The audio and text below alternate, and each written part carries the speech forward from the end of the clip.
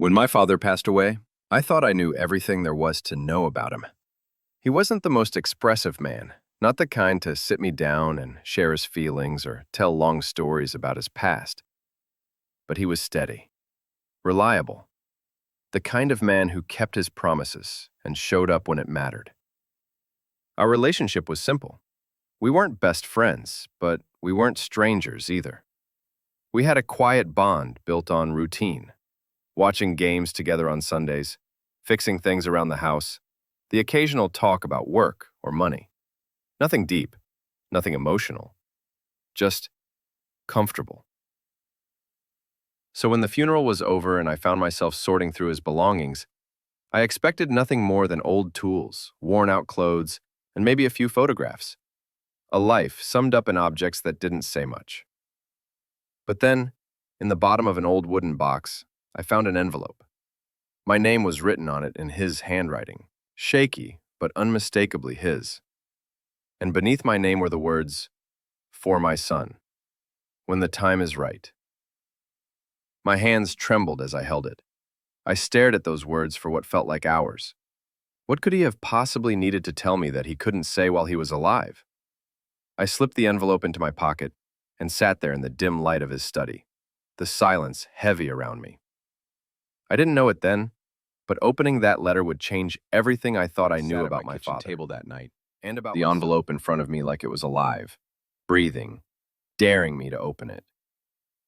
Part of me wanted to toss it in a drawer and forget it existed. My father was gone. What good would secrets do now?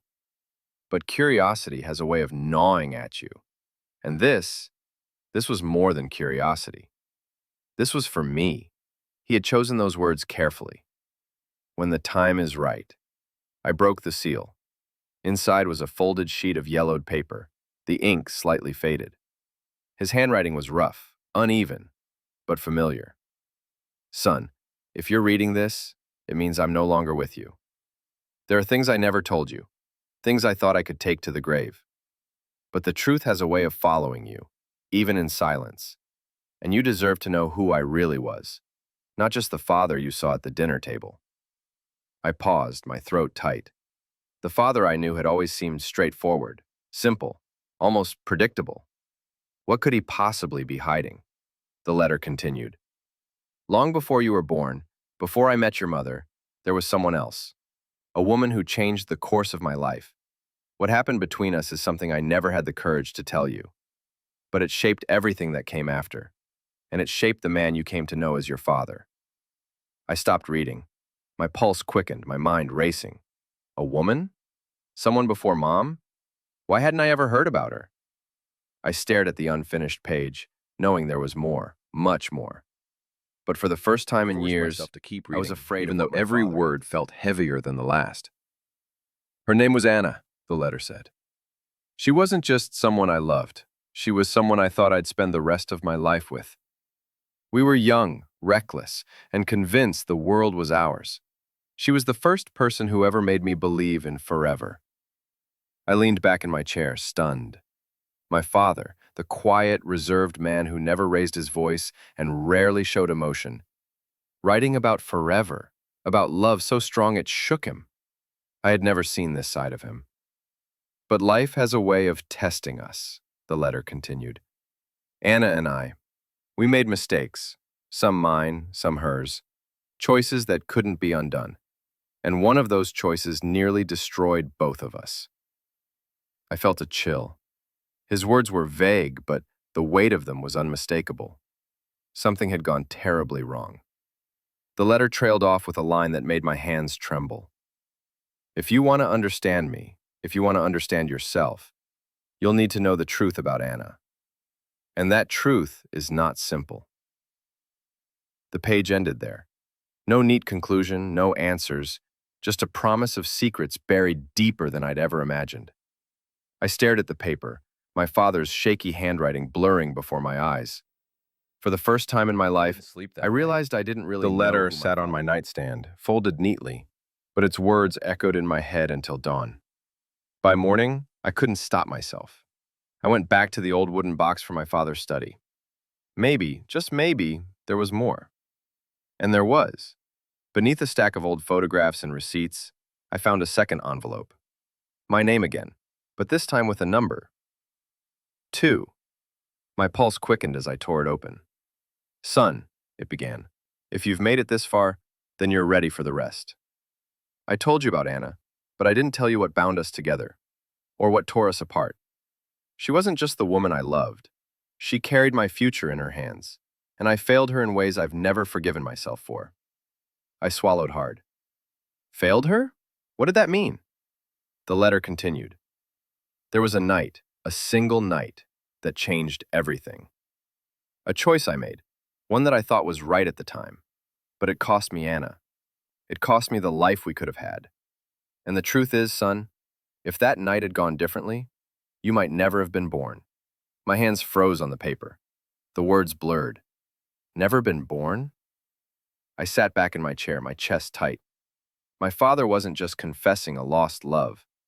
He was telling me that the very fact of my existence was tied to a secret night I knew nothing about.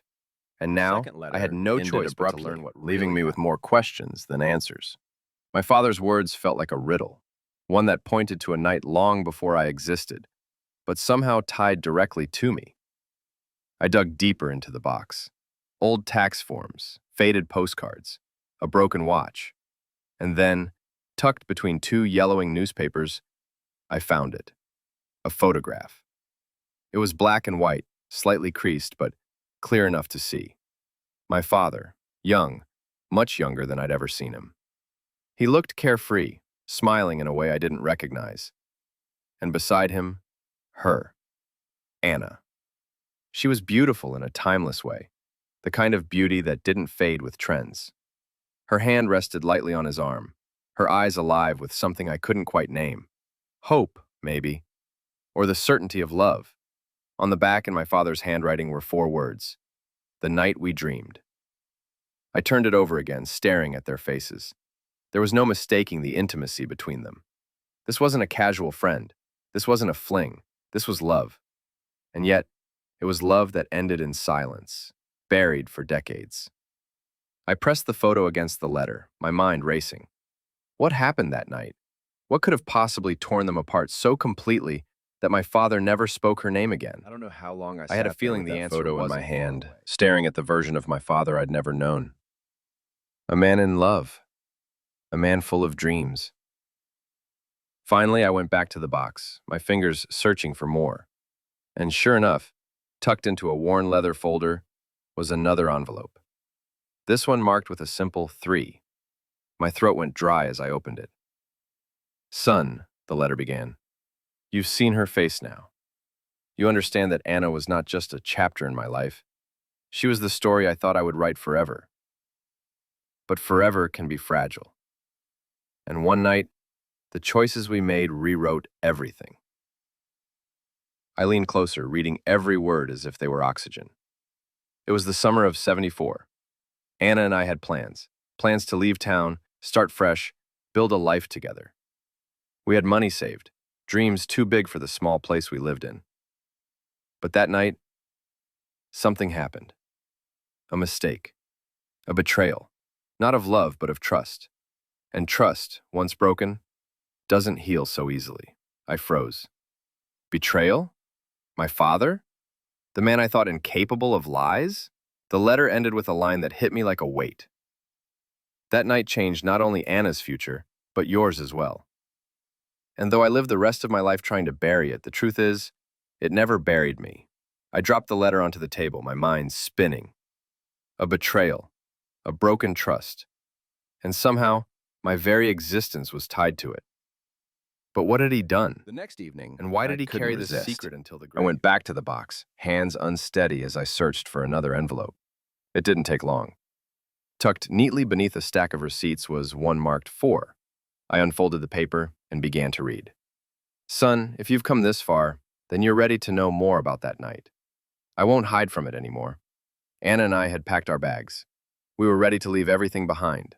The town, the expectations, the life others had planned for us. We had a future mapped out, and I believed in it with all my heart. But life rarely unfolds the way you think it will." I swallowed hard, leaning closer. That night, Someone I trusted, someone close to me, betrayed us. He told Anna something about me, something that wasn't entirely true, but not entirely false either. And in that moment, she doubted me. She doubted us. And once that doubt crept in, everything unraveled. I stopped, my chest tight. Who? Who could my father have trusted so deeply, only to be betrayed? The letter didn't say. Instead, it ended with words that twisted the knife even deeper. I lost her that night, son. I lost Anna, and with her, I lost the life I thought was mine. I built another life, yes. I built it with your mother, and I loved you more than you'll ever know.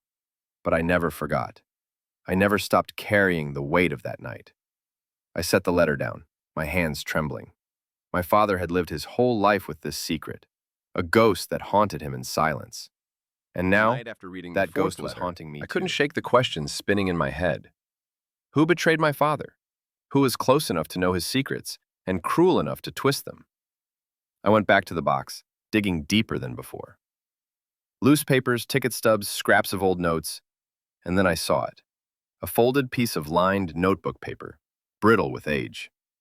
It wasn't in an envelope like the others, just a single page with my father's handwriting across the top. Do not forget this name. I unfolded it carefully, my heart pounding. There it was, a name scrawled in dark ink, underlined twice. David. My breath caught. I didn't recognize it immediately, but the way my father had written it, the pressure of the pen, the sharp slant of the letters, made it feel loaded with anger, with betrayal that had never healed. Beneath the name were just a few words. He told her what I couldn't. And because of that, she walked away. I stared at the page, stunned. Who was David? A friend? A brother? A rival? The answers weren't there, not yet. But for the first time, the mystery had a face, at least a name. And something told me my father wasn't. The name burned in my mind. David. Whoever he was, he had played a role in tearing apart my father's life, and by extension, shaping mine. By morning, I was back at the box. It didn't take long to find the next envelope, tucked carefully under a stack of old photographs. The number 5 was written across the front. I opened it with shaking hands. Son, you've seen his name now. David. I told myself I would never write it, never give him the power of remembrance. But you deserve to know who he was. I leaned closer, my chest tight. David was my closest friend. The kind of friend you grow up with, share secrets with, fight and forgive 100 times over. We were brothers in all but blood, and for a long time, I trusted him more than anyone else in this world. The words darkened as I read on. But David was in love with Anna, too. He hid it well, or maybe I just refused to see it. That night, when Anna and I were ready to leave, he told her something. Something I should have confessed myself, but didn't have the courage to. He twisted the truth, planted a seed of doubt. And once that doubt took root, she couldn't look at me the same way again. I stopped, my pulse racing. I don't know if David thought he was saving her or destroying me. Maybe both. All I know is that when the sun rose the next morning, Anna was gone, and so was he. The letter ended there. I lowered the paper, my father's words echoing in my mind. His best friend, his betrayer. And now I couldn't help but wonder, what truth had David told Anna that my father had been too afraid to admit? My chest heavy with questions. And then, at the very bottom, tucked into the spine of an old leather-bound notebook, I found the next envelope. Marked with a shaky 6, I unfolded the letter slowly, bracing myself. Son, it began, you've come far enough to know what David did, but now you must understand what I failed to tell Anna. What he told her was not a lie, not entirely, but I should have been the one to say it. Instead, I kept it hidden, and in my silence, I lost her. I could almost hear my father's voice in the words, heavy with regret. The truth was simple, but devastating. Anna was carrying my child, and I panicked. I wasn't ready. I didn't know how to be a father. I told no one, not even her, how terrified I was. David knew. He saw my fear, my hesitation. And that night, He told her. He told her I didn't want the baby. I froze, the letter trembling in my hands. It wasn't true, the letter continued. I was afraid, yes. I was young and foolish, but I loved her. I loved our child before I ever met them. But Anna didn't believe that. She believed David, and in her eyes, I became a coward, a man who abandoned her before the fight even began. The words blurred as tears stung my eyes. So that was it. That was the betrayal. Not just David's, but my father's silence. He hadn't told Anna the truth, and because of that, she left. And because of that, my entire life turned out. My father's regret dripping from every line. But there was more.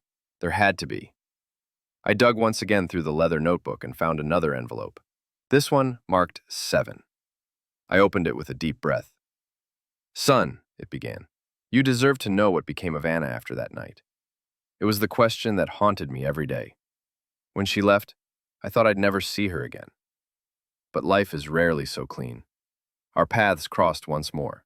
My pulse quickened. Months later, I found out she hadn't gone far. She stayed in the next town over, quietly trying to rebuild her life. And she was still carrying my child. When I saw her, she wouldn't look at me. Her silence cut deeper than any words could have. I begged her to hear me out, but she had made her choice. She told me I wasn't the man she thought I was. She said our child deserved better. I felt a lump in my throat as I kept reading.